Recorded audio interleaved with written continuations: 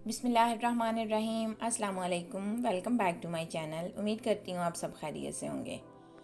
आज मैं आपके साथ चिकन वेजिटेबल क्रैब्स की रेसिपी जो है वो शेयर कर रही हूँ। उम्मीद करती हूँ आपको मेरी ये रेसिपी बहुत पसंद आएगी।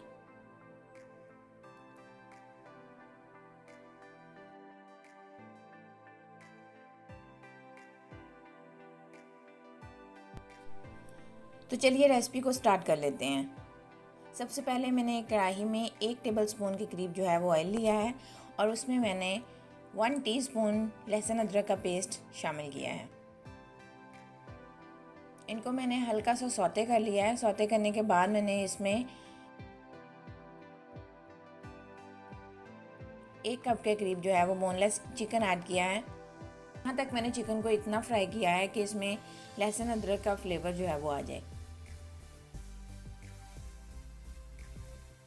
अब हम इसमें कुछ वेजिटेबल्स ऐड कर लेते हैं, जिसमें मैंने 1/4 कप के करीब जो है वो कटी हुई गाजर ली है, 1/4 कप ही शिमला मिर्च, 1/4 कप ही मटर मैंने लिए हैं, जिनको मैंने पहले ही बॉईल कर लिया था।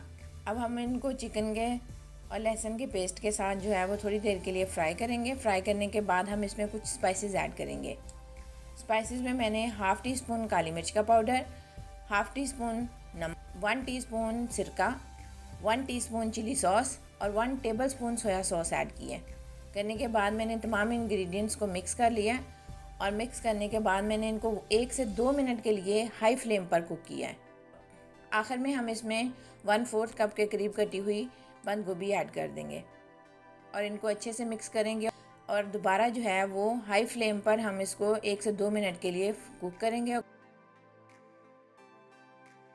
कुक करने के बाद हमारी स्टफिंग जो है वो तैयार हो गई है। अब हम इसको साइड पे कर देते हैं।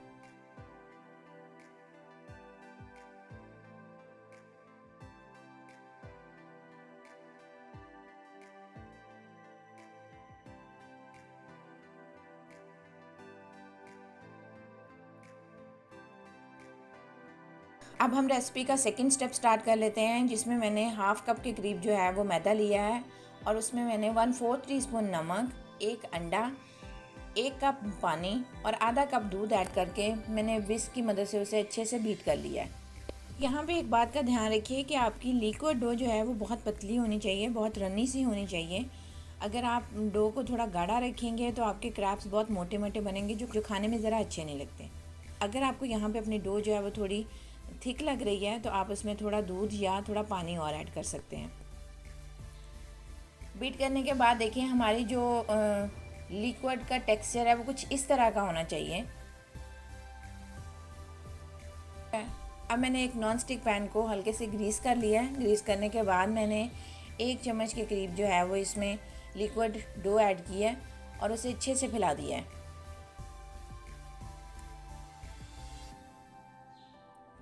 अब हम अलट पलट के दोनों साइड से अपने क्रैब को अच्छे से कुक कर लेंगे।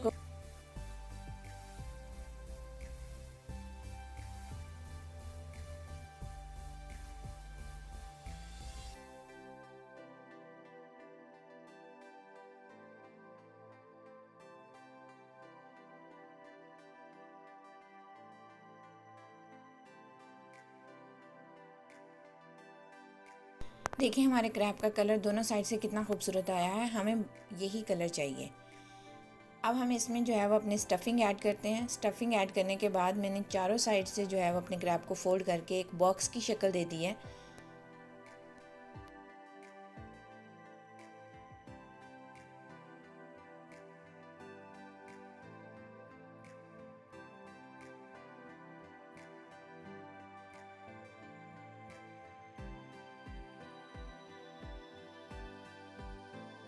अब मैंने इसे जो है वो थोड़ा सा ऑयल लगा के हर तरफ से अच्छे से कुक कर लिया है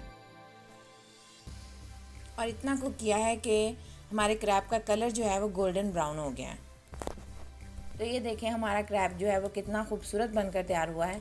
जितना इसकी लुक खूबसूरत है इतना ही ये खाने में मज़ेदार है। आप मेरी इस रेसिपी को लाजमी ट्राई कीजिएगा और इसका फीडबैक मेरे साथ लाजमी शेयर कीजिएगा। उम्मीद करती हूँ आपको मेरी ये रेसिपी बहुत पसंद आएगी। अगर आपको मेरी ये रेसिपी पसंद आए तो प्लीज़ लाइक और शेयर ज़रूर कर दीजिएगा और अगर मेरे चैनल पर नए हैं तो प्लीज़ चैनल को सब्सक्राइब कर दीजिएगा। इंशाल्लाह मैं आपके साथ ऐसी ही बहुत मज़े की रेसिपीज़ जो है वो शेयर करती रहूँगी। मुझे इजाज़त दीजिए। अल्लाह हाफ़िज़। अपना बहुत ख्याल रखिएगा।